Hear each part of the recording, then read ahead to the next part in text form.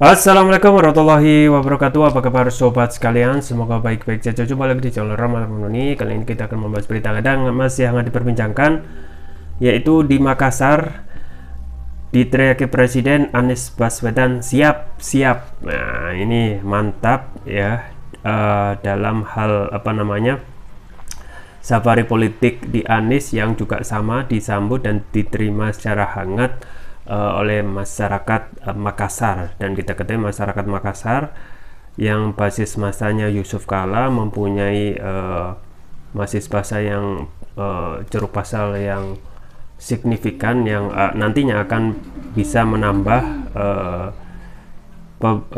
suara yang signifikan untuk Anies. Ini sesuai yang dilansir oleh fajar.co.id. Langsung saja kita baca dan kita ulas.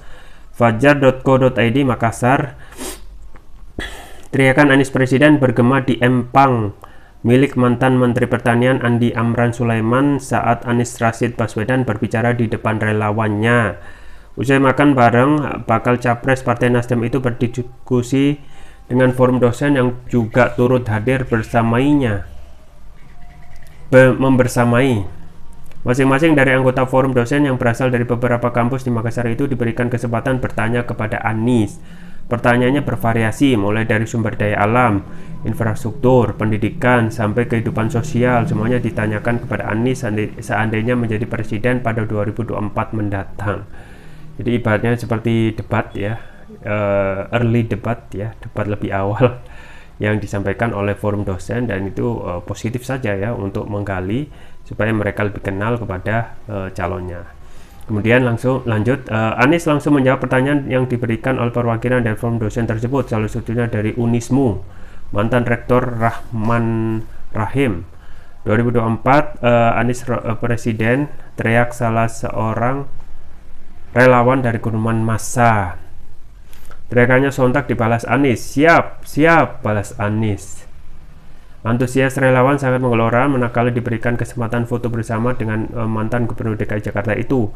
Dijadwalkan setelah makan siang tersebut, Anies dan rombongan bergeser ke CCCC Makassar bersama relawan dan kader Nasdem Sulsel melakukan rapat akbar dan silaturahmi. Yaitu ya sobat sekalian, kunjungan Anies di Makassar yang bisa diterima dan juga disambut meriah oleh publik.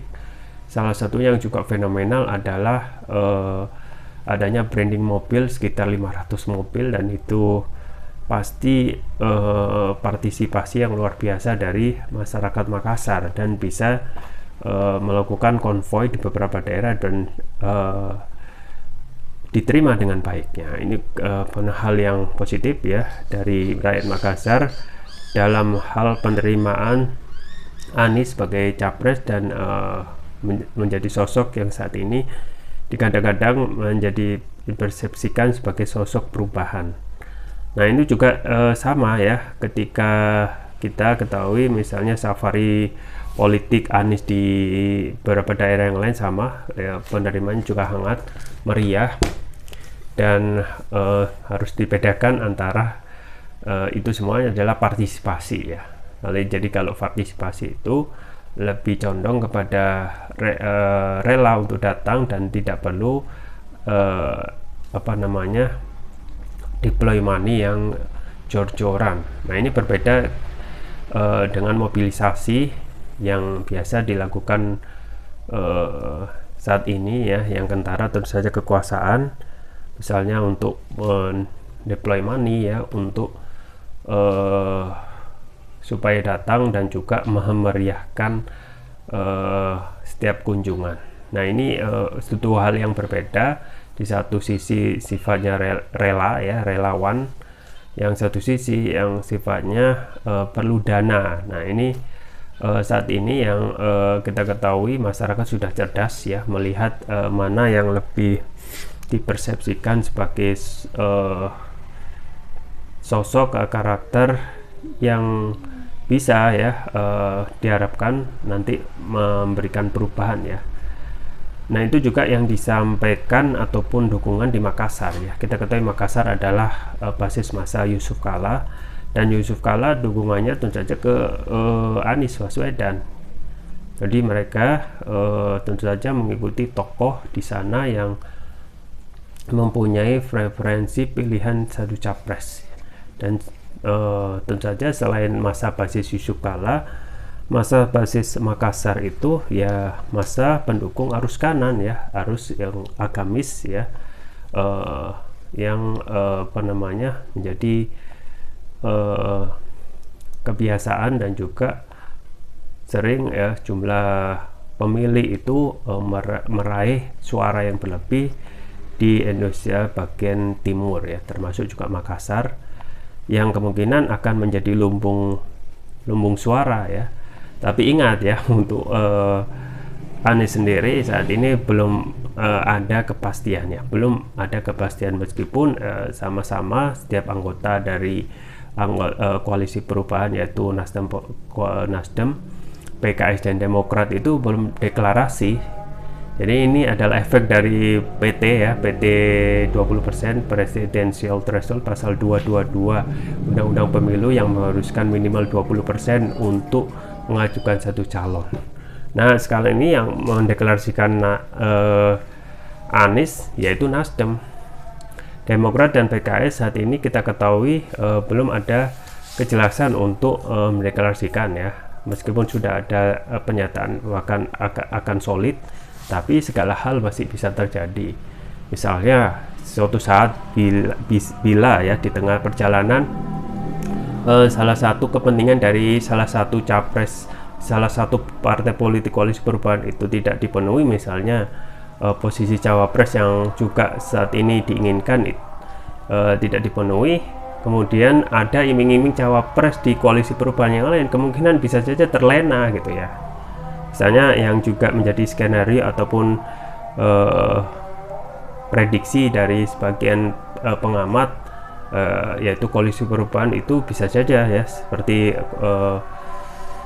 Zulfan Lindan ya memprediksikan koalisi perubahan bisa saja batal ataupun bubar jalan kalau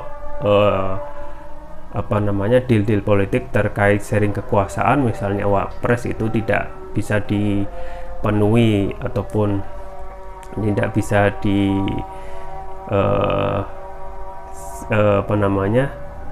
dipenuhi oleh Nasdem atau Anies ya, Pak, kemungkinan Demokrat akan beralih ke Gerindra misalnya. Nah, Gerindra kemungkinan meskipun sudah mencapreskan Prabowo juga mempunyai satu iming-iming yaitu cawapres yang bisa saja memfasilitasi Demokrat yaitu mengajukan orangnya yaitu AHY menjadi cawapres. Bagaimana dengan PKS? PKS juga kemungkinan bisa ya bergabung dengan ini masih skenario ya, prediksi yang kemungkinan bisa saja benar, bisa saja salah, bergabung dengan koalisi Indonesia Bersatu dengan mengangkat mengangkat Ganjar sebagai presiden, kemudian PKS dengan mengajukan cawapresnya Ahmad Heriawan. Jadi masih belum ada saat ini ya cawapres yang benar-benar fix, karena masing-masing itu masih berhitung terkait untung rugi ya, karena sifatnya masih pragmatis. Siapa yang paling keputusan yang paling menguntungkan ya, kemudian siapa yang apa yang akan didapat gitu ya. Nah, untuk Anies ya dalam hal safari politik di Makassar sukses ya, termasuk juga hadir dalam forum dosen. Kemudian kita ketahui background dari Anies adalah akademisi yang tidak kaleng-kaleng, yaitu sudah meraih S3 yaitu PhD di USA ya. Jadi menjadi dasar ya untuk basis Anies bukan kaleng-kaleng, yaitu dapat PhD di USA, dan tentu saja ini ada modal sebagai nantinya maju sebagai hal yang patut dipertimbangkan sebagai capres. Pun juga untuk kemampuan bahasa Inggrisnya yang tidak perlu dipertanyakan ya, sering juga hadir dalam forum internasional yang bisa menjadi satu penilaian lebih tersendiri dibandingkan capres yang lain, misalnya Ganjar, yang tentu saja kalau dibandingkan face to face, tentu saja untuk forum internasional Ganjar kurang ya, tetapi tentu saja kita tidak boleh membanding-bandingkan secara ekstrim ya, karena setiap orang itu punya kelebihan dan kekurangannya masing-masing. Nah, dalam forum misalnya forum dosen ya, itu ada pertanyaan sifatnya seperti debat, early debat ya, debat yang dilakukan di awal ya, menanyakan tentang hal-hal positif, yaitu sumber daya alam, infrastruktur, pendidikan, yang itu kemungkinan akan ditagih nanti kalaupun nanti Anies itu jadi presiden. Jadi hal-hal yang substansi seperti itu boleh saja ditanyakan, dan Anies boleh saja menjawab sesuai dengan kemampuannya. Dan kita ketahui dengan kemampuan Anies yang mempunyai pengalaman dari bidang pemerintahan, sudah pernah menjadi gubernur ya, juga menjadi menteri pendidikan meskipun tidak penuh ya, kemudian diberhentikan oleh Presiden Jokowi, tetapi sudahlah mempunyai pengalaman yang signifikan sebagai modal Anies untuk maju di 2024. Jadi tidak salah ya, dengan modal PhD dari USA itu menjadi modal Anies untuk bertarung, menjadi nilai plus dibandingkan dengan calon yang lain. Jadi calon yang lain itu ya kurang lebih kalau kita melihat survei cuma 3, yaitu kalau nggak Ganjar, Prabowo. Jadi cuma 3, Anies, Ganjar, Prabowo, Anies, Ganjar, Prabowo. Satu survei ya, untuk fenomena survei kita ketahui ya, itu harus dilihat juga ya. Kadang survei A itu memenangkan Anies ya, kadang survei yang lain itu menjadikan Anies nomor 2 atau nomor 3, dan memenangkan Ganjar ataupun memenangkan Prabowo. Jadi ini untuk fenomena survei kadang dua hal ya. Pertama, sebagai survei itu sendiri, dan survei sebagai campaign manager, sebagai yang mempromosikan atau mengkampanyekan sosok presiden siapa yang akan diajukan. Dan ini terkait juga dengan faktor dana yang membiayai survei. Jadi sobat sekalian, dan juga fenomena lain ya di Makassar dan juga di daerah-daerah lain ya, tentu saja juga di Makassar, teriakan presiden itu juga sangat fenomenal dan diteriakkan dengan tegas oleh para relawan. Itu pun ya hal yang unik juga terjadi ya di capres sebelah ya, yaitu Gerindra. Pada saat kader Gerindra yang menjadi pembicara Prabowo, justru hal uniknya ya, ketika diteriakkan justru meneriakkan Anies presidennya. Jadi masih ada hal-hal fenomena unik ya dalam politik ini. Di antaranya adalah antara elit politik di pusat dengan grassroots itu kadang masih ada konflik, tidak ada ketidaksesuaian antara pilihan masing-masing, dan ini benar-benar terjadi nyata ya.